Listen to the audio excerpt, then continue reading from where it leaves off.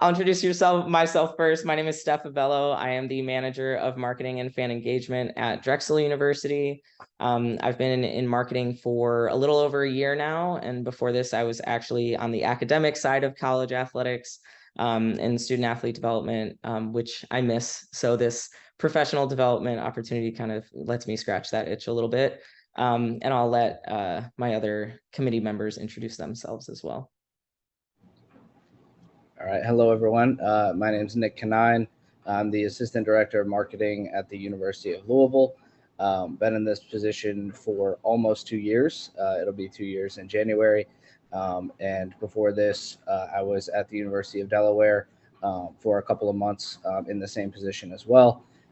And so, yeah, looking forward to tonight's conversation as well. Awesome. And I will let our panelists introduce themselves. On the call, we have Liz Reyes, who is not in the marketing realm, but she is an absolute rock star on the internal side of things in academics and student athlete development. So I know she's got some great tips for us on career development. And then we also have Murray Littlepage from Temple, who really brings some awesome game presentation and stuff at their venues and everything right down the road from me in Philly. So appreciate having you guys. I'll kind of let you guys introduce yourselves, kind of give us a background, what your background is, your timeline, how you got to where you are now, and just a little bit about yourselves. So go ahead. I'll let you go first, Liz. Okay, I had my hand on the unmute. Perfect. Hello, everyone. Thank you for joining our call. Sayan, it's nice to meet you, or nice to see you. Was a former Illini, just like literally as of a month and a half ago. So ILL. I. Awesome. My journey began back in 2007, long time ago. When I was a freshman in college, actually, I always had an interest in sports. I wasn't really sure what I wanted to do. But I knew I wanted to work in athletics, and I always was really drawn to education and academia and academics and learning. Luckily, as I was looking online for work study jobs, part-time jobs that I could apply for, I found the intersection of those, of both athletics and academics, at the University of Washington, where I'm from. I'm from Washington State.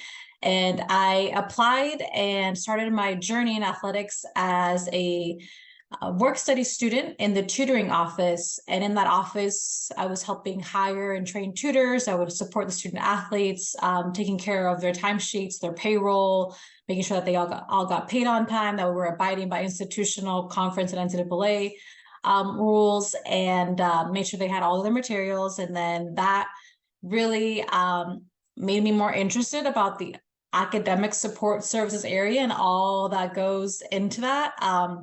So again, I started from my freshman year. By the time I was in graduate school, those 5 years, I was working in 4 different offices. I was also helping in the student athlete development area as an intern / GA, helping with all of their programs and events, helping with all of the events that happen in that area. Also was helping an advisor at the time build a new campus and community outreach program, just building new partnerships with our campus counterparts and in the community.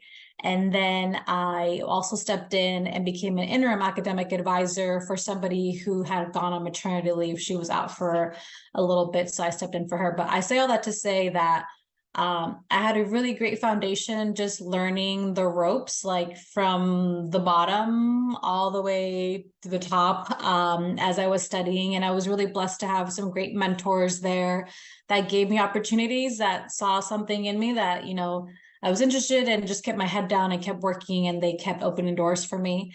My background is in competitive cheer and gymnastics. So I mentioned that because I was also coaching anywhere between 2 to 4 teams. So living in Seattle and the city is really expensive, and I was paying my own way through. So I always had 4 to 6, 7 jobs, worked a lot, but it really helped me out. So that's a big intro, but from the University of Washington, went over to Baylor University for my first full-time job, working in academic services, helping the men's and women's track teams there. I was an academic advisor, and then from there transitioned to the University of Arkansas, working with the football program there. Sayon, you might find this interesting. The football coaching staff at Illinois, there's like 7 coaches that were the coaches that I worked with at Arkansas when I was doing football academics, and now they're all at Illinois. So we crossed over for 3 years at Illinois. And then from Arkansas, went over to the Cleveland Browns to do community and alumni relations. And then from there, went to Illinois to become an assistant AD there to oversee their student athlete development area. And now I am at Pittsburgh, at the University of Pittsburgh, as a senior associate AD for student life. I have the opportunity to oversee our team of student athlete development professionals. We're a team of 7. And I also oversee our DEIB efforts. That was a huge long intro. I'm really sorry, but I kind of had to map out all of the areas across the country and the different positions, but we can dig more into that later. I will let Murray go if he's available. I know he's doing double duty tonight, so Yep, yeah. I'm here. Okay. Sorry, Great. I also have the dog, so I'm on dog duty as well. But yeah, Murray Littlepage, Assistant AD for Marketing and Fan Engagement at Temple. This is my 3rd school year at Temple. Similar to Liz, I got my start in college and undergrad. I was fortunate enough to go to a school that was small, that had quite a few opportunities. So before my junior year, I knew I needed an internship, and I went to meet with the athletic director at the school I went to.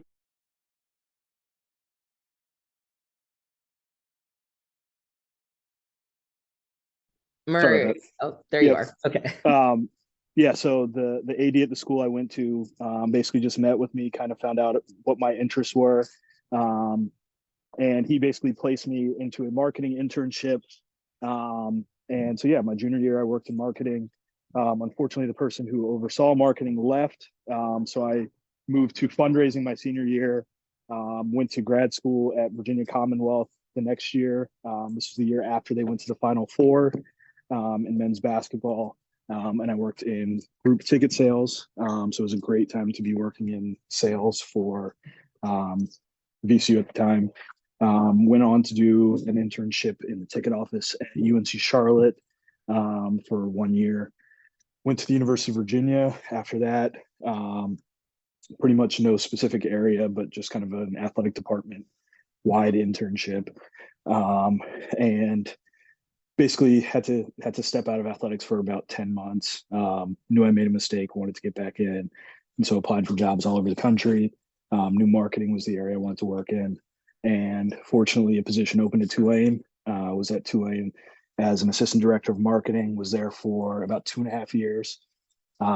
Moved on to Southern Miss after that as a director of marketing, was there for 4 years. And then was ready for the next step, ready to be closer to home, from Virginia originally. And so an opportunity presented itself at Temple. My dad's from Philly originally, so made a ton of sense for me. And like I said, I've been here for a little over, I guess 2.5 years. Well, what's awesome about you guys having been so many different places is you've had so much experience with application materials, which is great. Well, and I do want to say Liz's current position was a very recent gig, so I want to say congrats. And Murray actually just went through a hiring process with his new coordinator position, so they both have like very fresh, very recent experience on to talk about this, along with all of the background that they just shared with us. So just kind of to kick things off, if you were going to start building a resume from scratch, where would you even start? Where would you go to first to get going?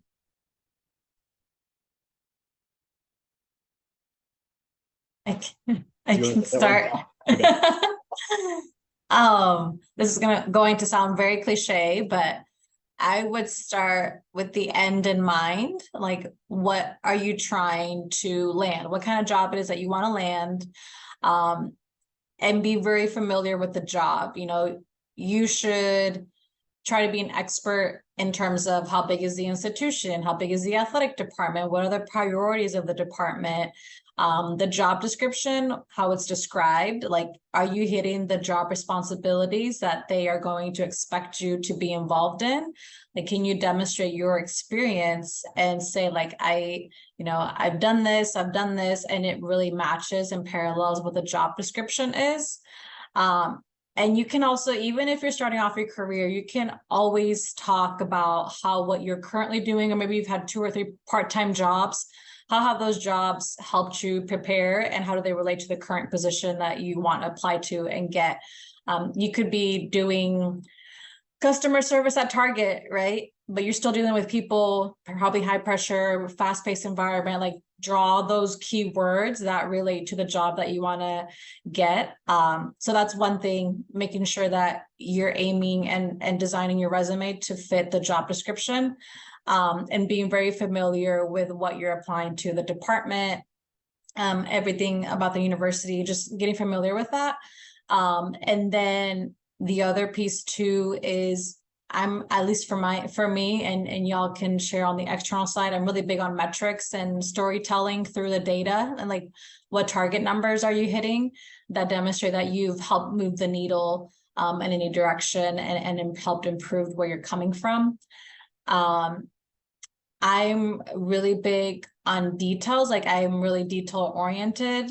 So I'm like, especially if it's an entry-level position and I'm hiring, I'm like, they have 5 mistakes on their resume. Like, what are they going to do when they come here? And there's so much going on. Like, are they going to put mistakes in an email, like to our AD, in our graphics, on our spreadsheets?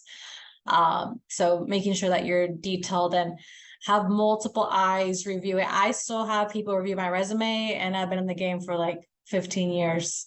And I still have people look at my resume over and over. But I will pause because I'm sure Murray has some more greater feedback. Yeah, I agree with everything you said. I would also include, again, if you're kind of starting from scratch, I would just kind of start listing and making sure you have some of the necessary information, especially the further on you get into your career. Remembering some of the dates of employment can be tricky. Obviously, having all your education information, accomplishments, certificates, obviously making sure you have info on any volunteer experience you might have. So I think kind of gathering all that information before you start is definitely important.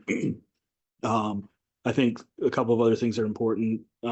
Start by kind of developing a list of some of the key points in your professional experience or in your academic career.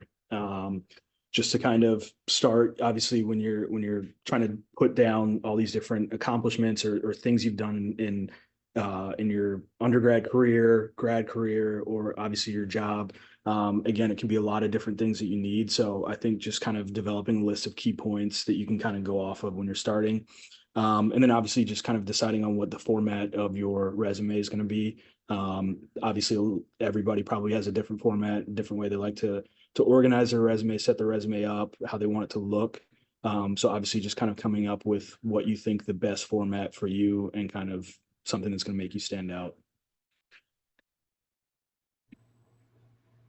Awesome. Those were fantastic answers, and definitely should do all of those items when starting your resume from scratch. And to build off of that, you all touched on including items a little bit in your answers there. But could you dive into specifically those students and those entry-level members who might not have a lot of experience in this field? Could you dive into what they should include on their resume when searching for these related positions? Go ahead. Okay, cool. Yeah, so I think obviously highlighting education, especially as you're kind of just starting to try and get your foot in the door. So that could be GPA, any other academic honors that you have. And then obviously relevant coursework and projects, I think, are also pretty significant, especially if you don't have a ton of real world experience. If you do have some real world experience, I think other things that are important to include in there, any way that you can show kind of quantifiable items. So anything with numbers attached to it, as kind of bullet points under your career or Professional experience, I think, is huge. So that could be, especially in marketing, that could be increased revenue by X, Y, and Z percent, made X, Y, and Z sales calls per day, increase attendance by X, Y, and Z percentage. I think any way that you can kind of add some sort of quantifiable item into your bullet points is definitely big. Extracurricular activities, volunteer experience, like I just mentioned, I think that's definitely something to have in there. And then obviously, I think it's important to include a list of skills. So proficiency in any sort of programs like Microsoft Office, Adobe, anything like that. Social media, research. I think customer service is another one that's huge. So those are just some things I think are important. And especially as you're kind of starting to get your foot in the door, some of the things that I think you can look at including. You hit it. I can only think of like two other things that come to mind.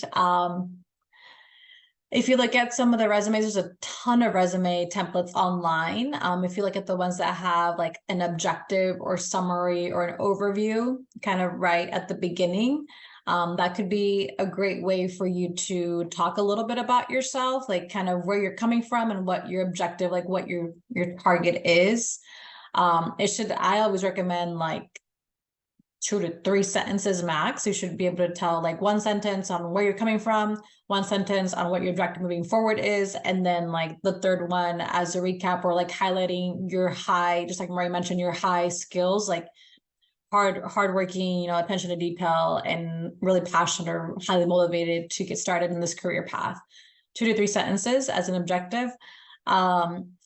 And then the only other piece to add on to what Murray said that were great, maybe you haven't had an expansive experience with all of these full-time jobs, but relevant coursework projects. And within that, as you're adding in things into your resume, if you have a LinkedIn profile, you can attach the link in there to your profile. I know now you can do digital online like profiles, guys, I forget what they're called. They're like online beautiful resume handbooks, like where you could attach your projects. So you could upload whatever content you've created, whether it's a video, graphics, whatever it may be, you can link that into your resume as well. So when someone's reviewing it, they're like, oh, it looks like they attached their online profile here or their LinkedIn. I want to dig in and get to know this person a little bit more. But yeah, Murray hit everything else. That's great. I actually think that's great advice, Liz, too, because when you think about platforms like LinkedIn or even like your social, if it's related to your career, I will say that. But when you think about LinkedIn is somewhere that you can highlight accomplishments that may not be related to or may not be within the context of a full-time job, but it's still something that a prospective employer can go to your LinkedIn and see, oh, candidate X did ABC. I want that kind of person on my staff.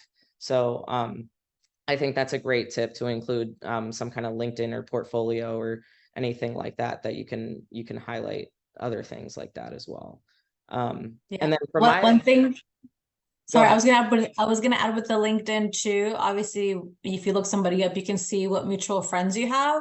So if you know a professor, that I know a professor too, because we worked together at a previous university, or we have mutual friends, like maybe you work for somebody that I know, or you just never know. This is really, really small world. But I'm gonna like dig in and say, hey, Steph, so do you know Sienna, Illinois? I noticed that he's applying to one of our jobs, and we all three have Illinois ties. Can you tell me a little bit more about him? So that's just one thing with LinkedIn. Yeah, absolutely. And we could dive into a very deep hole with LinkedIn because I feel we could honestly probably do a whole session on it. I mean, my famous story that I will forever hold on to is I actually got my current job through a LinkedIn DM. So like you can never downplay the value of LinkedIn or just reaching out and putting yourself out there as well. So kind of shifting perspective. So, when we're writing resumes, we're the applicants and stuff. But you guys also both have experience as hiring managers, as being the person who's selecting candidates. So when you guys are reviewing applications, and stick with more of a resume focus right now, what are some of the red flags or errors or things like that deter you from an applicant? I know, Liz, you kind of mentioned like just seeing errors like typographically is obviously can be an automatic turnoff, but are there other things that you guys can pick up on that kind of deter you away from certain people?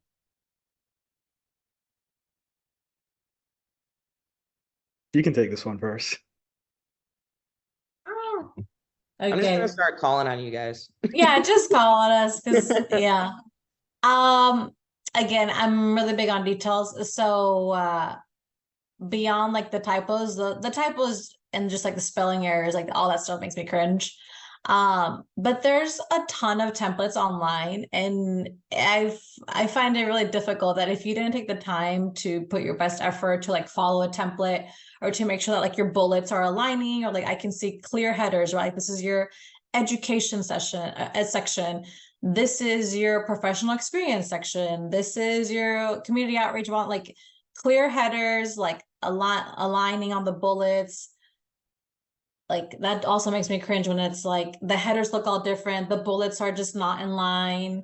Also really bulky bullets that like I've gotten resumes where a bullet looks like almost a paragraph long, and I'm like, I don't have time to read a paragraph. Like I want to be able to skim through your resume. Like Murray said, what are the high points? What metrics, what highlights did you hit at the top? And like, what did you do with that organization? What were like your main takeaways? And it's okay if you're an entry level person and you worked, again, I'm going to use a Target example. Worked at Target for 6 months, for 10 months. Out of those 10 months, what were like your 3 to 5 key takeaways that apply directly to this job that you want to get in athletics? So really big on the details, the typos, be brief. Patty Phillips with Women Leaders in Sports always says, be brief and brilliant. Like, give me what it is quickly so that we can kind of make a decision on if you'd be a great fit. I'm trying to think. I like to if you can, I want to get to know the person through their resume and their cover letter. So like Murray was saying, put those awards on there. Like if you were a captain, or maybe you're part of a rec league, in college because you just graduated and you're trying to start your career. Like if you were appointed the Frisbee team captain or whatever it may be, or, you have a role, an important role that shows that you have leadership. Like I like to get to know the people that are applying, because then that becomes a conversation starter. I noticed that you said you were part of the water polo team when you were rec club. Like, that's pretty cool. Tell me more about that. Did you have a good experience? So those small details tell me about yourself. And we can connect on those things, because you don't know, maybe someone on our staff also plays water polo. You just never know the connections that we can draw from a resume. But I'll pause there. Yeah, I echo everything you said. I think sometimes when you look at resumes, you can kind of tell that people didn't really put a ton of effort into their resume. So I think you really need to be thoughtful when you're putting together your resume. Try to think and look at what the job you're applying for, what some of the kind of the roles or some of the things that you're going to be doing in that role, and try and make your resume fit that and show that you're the right candidate for the position. Obviously not everybody's going to have a ton of actual relevant experience, but again, I think you can include some of those other things like volunteer experience or kind of some other skills, certificates, anything like that. And then really the other thing is just spelling, grammatical errors. Again, I think just be very thoughtful, be very careful when you're putting together your resume. Always, like Liz said, have people look it over. I still have probably 2-3 people that I trust who, anytime I see a job or anytime I apply for a job, that I'll send my resume to, and just like, hey, can you just kind of take a look at it? I think the other thing that you can also think about doing is, obviously the further you get into your career and the more stuff you add to your resume, at a certain point, there are going to be items that you don't really need to include in your resume anymore. So don't be afraid to kind of take some of those things out the further in your career you go, or the more kind of responsibilities you start having. It's okay to kind of take some of those other things off. I think resumes that are entirely too long, to go along with what I was just saying, like Liz said, be brief and brilliant, just have a lot of key points. Again, if you can show any sort of quantifiable items on there, numbers definitely stick out to me. And again, just being very thoughtful. You don't want spelling or grammatical errors. Absolutely. I think that was great information, great red flags to avoid, and then also some very key points to make sure you have in those resumes moving forward. Jumping to the cover letter that Liz and Murray both mentioned in that question there. What is, as an applicant, what is your approach to writing that cover letter? Do you follow a format, an outline, what you should include, those types of pieces that you should be putting in that cover letter? I can go first. So when I am making a cover letter, I do kind of have a general format that I use. And pretty much it's kind of an opening. Obviously, you want to make sure you have a strong open, something that will kind of catch the hiring manager's attention or whoever's responsible or whoever's kind of doing the screening. Then I have a section that's about me that just kind of has some of my like the personal value that I would be able to add, highlight some of the experiences that I have. Then I kind of go into why I feel I'm the right candidate for the position, and then just kind of close it out and request an interview or request some sort of conversation. I think obviously that can be a tough thing to do, a tough thing to ask for, but I think that that's definitely important to include. I think when you're writing the cover letter, obviously making sure that you do a lot of research on the organization, the actual position. I think trying to write the cover letter to show that you to show that you have the skills and the experiences that match what the organization is looking for is key. Yeah, I definitely agree with what Murray shared. Starting really strong and really, confidently too. It's something that I had to learn along the way, is kind of putting some umph behind my words. And luckily I've written many resumes, many cover letters. I'm in a PhD program, so I'm writing all the time. But as you begin to sharpen your resume, it's like your fourth draft, your fifth draft, you begin sharpening your cover letter. It's just like anything else. The more you do it, the stronger your materials will be. But don't shy away from showing confidence in your cover letter.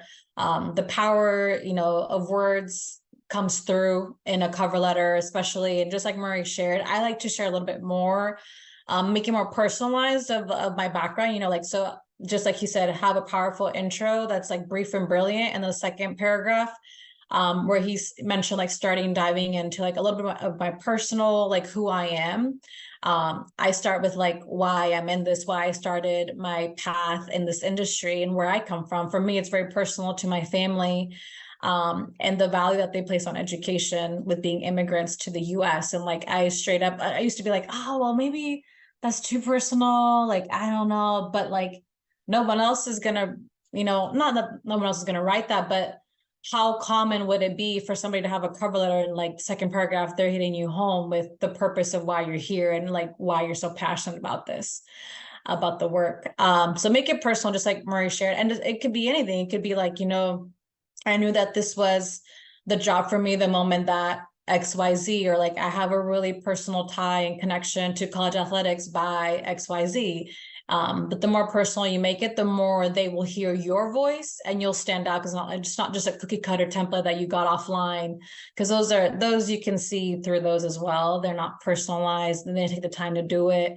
But yeah, definitely everything else, like Murray shared, connected to the job, connected to what you would be doing, and hype yourself up, because if you don't do it, nobody else will, and the next person's going to get the job if you don't do it for yourself. I think that's great advice. Be your own hype man. And I will say, from my perspective too, the cover letter, if you don't feel like you have the experience to pack a punch with your resume, your cover letter is your chance to do it. Because like Liz was saying, you can show your why, you can show more of who you are as a person. A lot of times, you're looking at resumes, they all look the same. A cover letter is a great place where you can set yourself apart a little bit, with the language and this personalization and your why, like Liz was saying as well. I'm a big language and writing oriented person, so cover letters are always a really big deal. And not just for me, but my supervisors say the same thing, that a lot of times resumes can look the same, but cover letters are what separate people. So, and kind of along those lines, in the resumes and cover letters that you guys have read, what are some of the things that you have noticed as hiring managers in applicants' cover letters that have made them stand out or made them memorable? And what can applicants do to be that person that stands out to hiring managers? Liz, you can go first. Thank you. I do like it, and I try to do this myself too when I'm applying to jobs.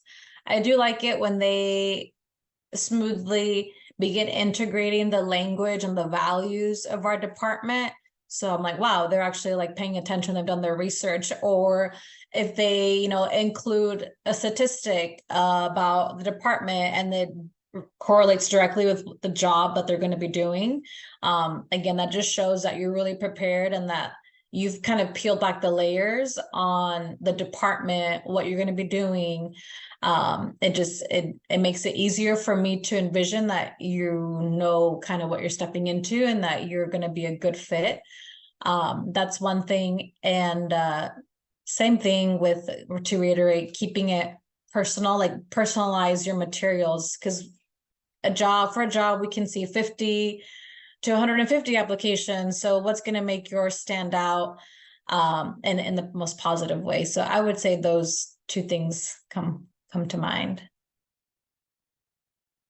Yeah, I think focusing on what you can do and how you can contribute to the organization. I think you can separate that from your resume and kind of make just something completely different that you're able to kind of show the value that you can bring.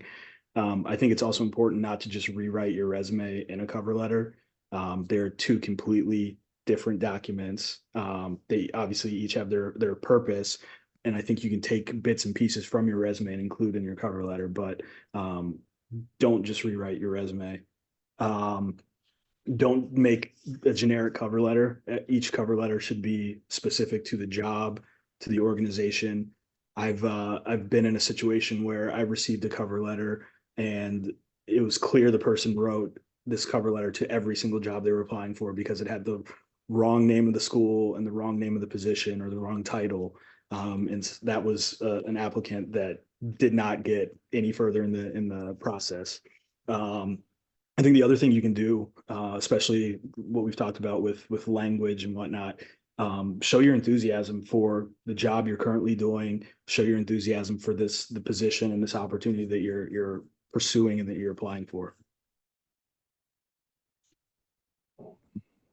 One thing too, I would say it's okay. I think Murray hit on this earlier, to have I don't want to say different versions, but yeah, different versions. Like if you're applying, like let's say for my area, right? Like you're applying, you want to get your foot in the door, so you're applying to academic services positions, but you're also applying to student athlete development, life skills positions. So not the same job, but they're really closely related. Like you're working with student athletes, you're supporting student athletes, you're communicating with coaches, doing detailed reports. So the work is very similar. But I would have like my resume for an academics position and a cover letter, just like I would have my resume and cover letter ready for a student athlete development one too. So some crossover, but just like Marie said, you really want to tailor your documents and your language and all of that to what you're applying to. And you can have, multiple versions of it, and just make sure you change the name of the school and the position, because that's double cringeworthy right there. Definitely is. And I think there's a lot of common themes happening. Just making sure these items show your personality, try to show that through your cover letter, and then really organize that resume based on the job you're applying for. Seeing a lot of common themes in these answers.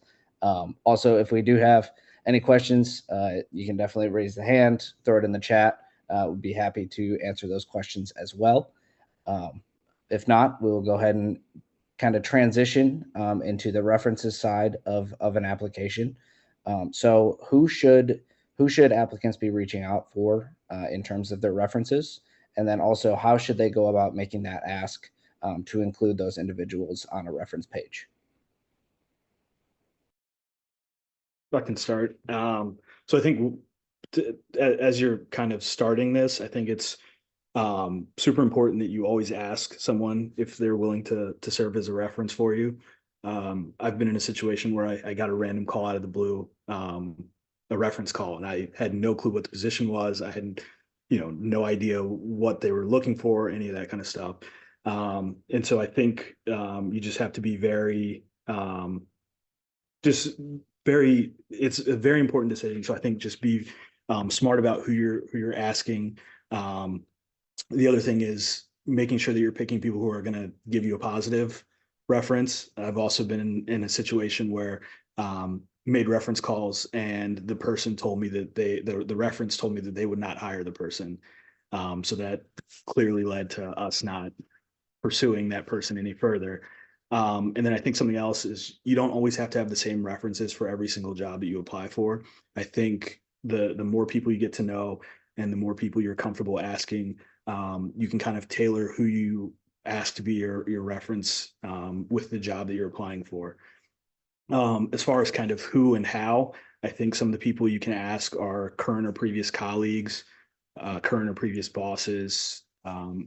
If you're still in undergrad, grad school still, just kind of trying to get your foot in the door, I think you can ask professors, advisors, and then I think the other thing you can do, the more you get to know people and network, you can ask mentors, people who kind of know you a little bit different than, again, a boss, a colleague, a professor, an advisor.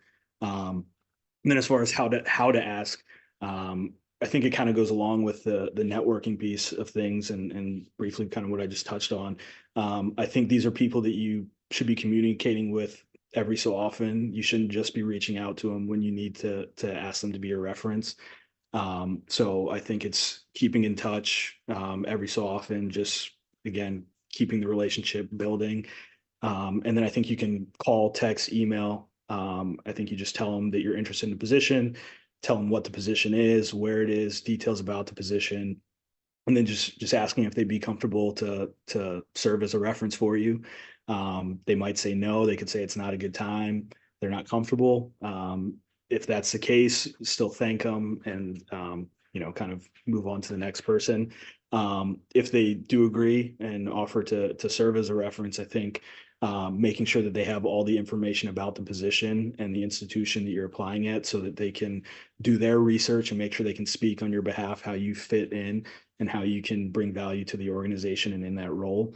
I think keeping them posted throughout the process so they kind of have an idea of what is going on. Obviously, as you kind of know what's going on as well. And then at the end, I think it's thanking them, whether you get the position or not. That to me, again, kind of goes along with the networking piece of things. Just a simple, it can be a handwritten note, it could be an email, a call.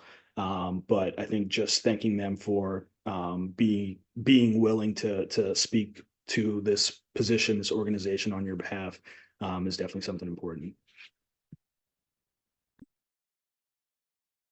Check.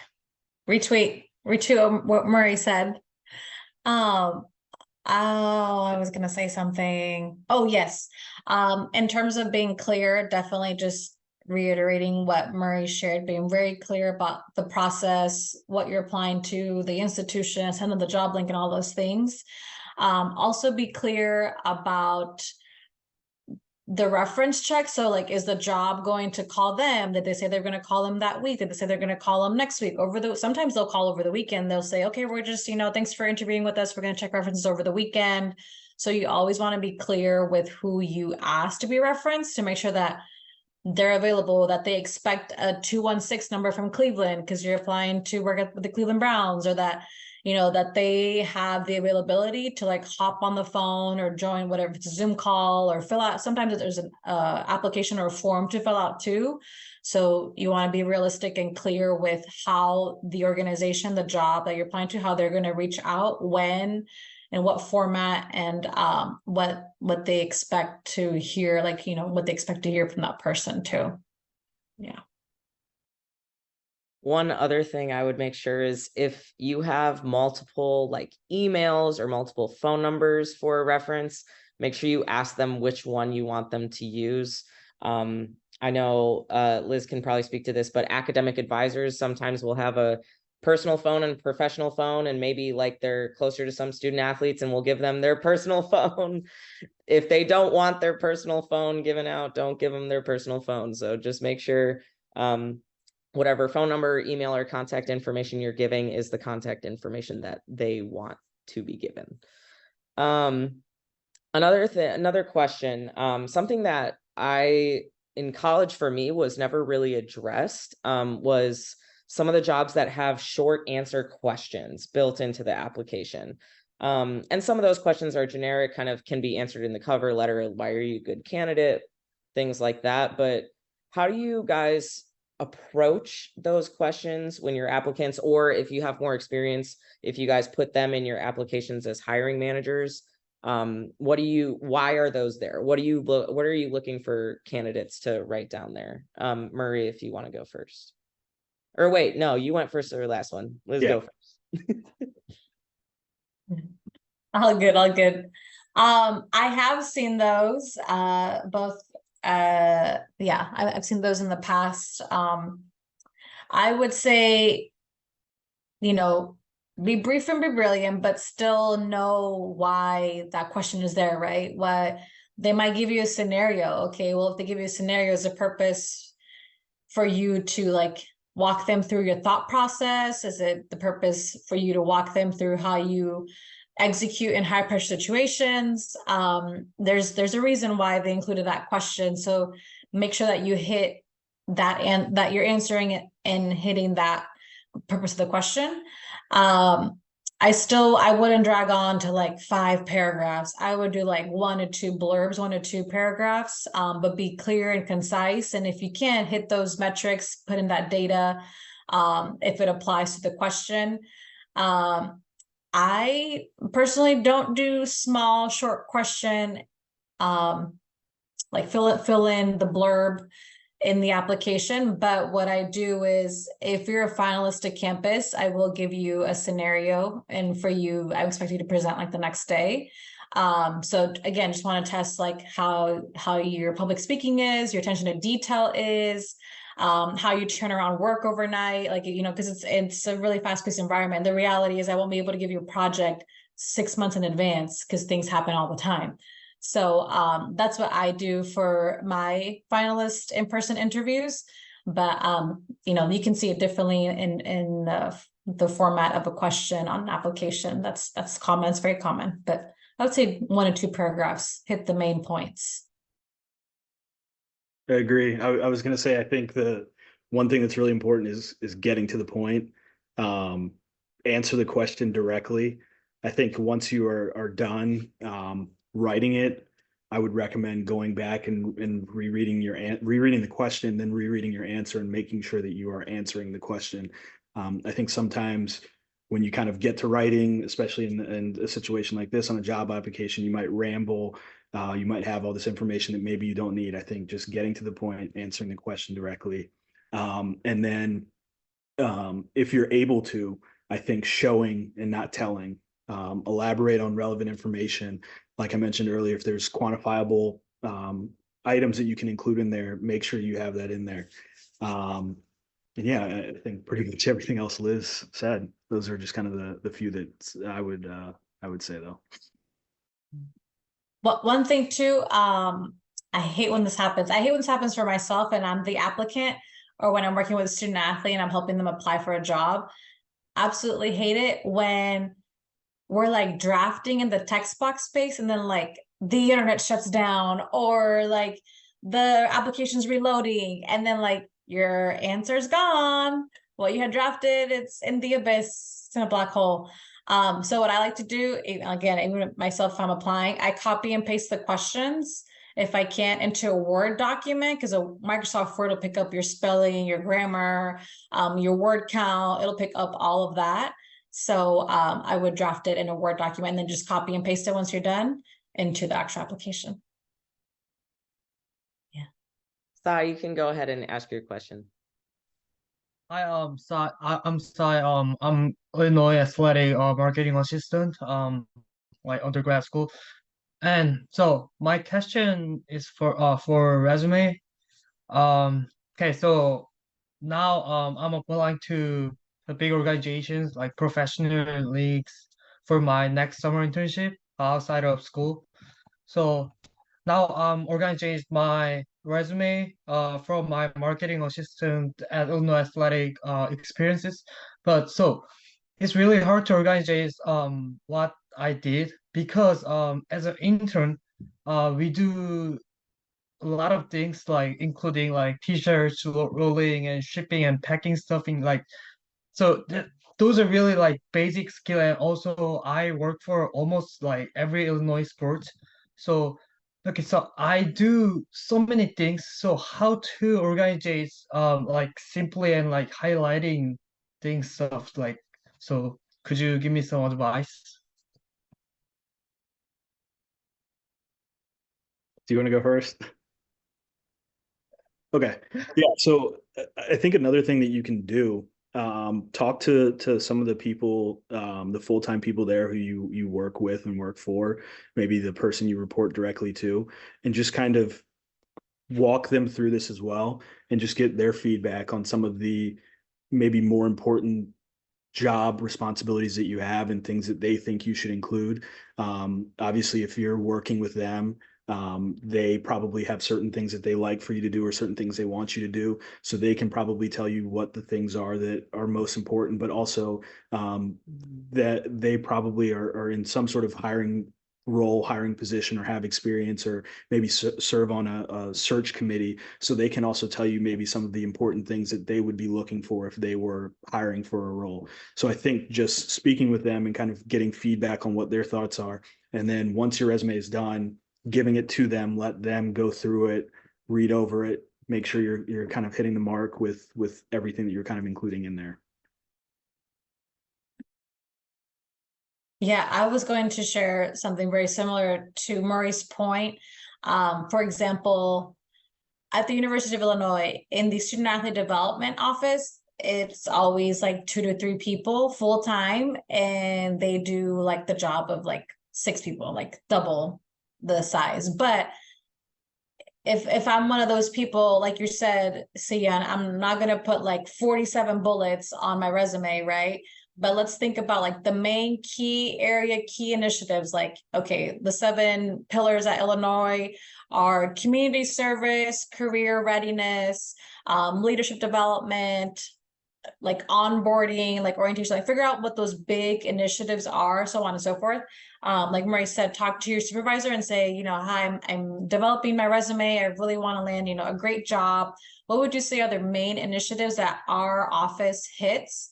And then think about how was I involved in those main initiatives and what data points did I hit? It could be, very simple. I helped the execution of our new marketing plan with women's basketball to engage more fans, and then you can simplify that, but you were involved, like it doesn't matter if you're the top person or the bottom person, it takes everybody to execute a new marketing plan. So you can talk about how you were involved in that new initiation, like, what were the pieces that you helped out with, to show that you were involved and it was a brand new program. So yeah, that's some feedback there.